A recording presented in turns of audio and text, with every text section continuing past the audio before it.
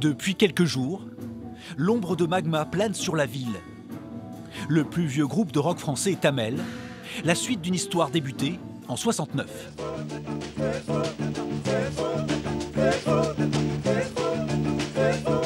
Avec sa langue, le cobayen, sa musique inclassable aux confins de plusieurs styles, la formation a marqué l'histoire du rock et depuis longtemps accédé au statut de légende.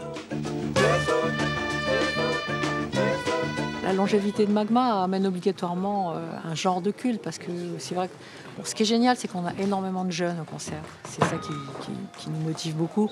Que les anciens soient là, c'est super. Mais ce qui motive vraiment, c'est de voir de plus en plus de jeunes. Derrière les fûts, Christian Vander est toujours là. Le fondateur de Magma a derrière lui 14 albums studio et des concerts par centaines.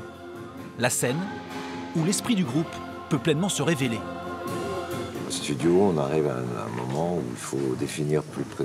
On se dit ça s'arrête là, sinon on n'en finit jamais. Donc moi, ce que j'aime, c'est le côté prise de risque live. Voilà, c'est ce qui nous permet d'apprendre. Plus de 150 musiciens sont passés un jour par Magma. Jimmy Top, lui, marche sur les traces de son père, Yannick, illustre bassiste du groupe dans les années 70. À 30 ans, il continue d'apprendre.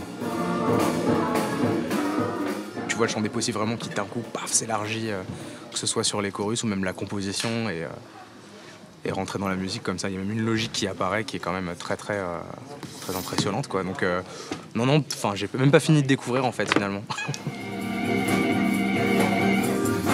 Après Mel, Magma entame une tournée d'une vingtaine de dates. Le groupe va reprendre la route en France et au-delà et continuer d'écrire son histoire.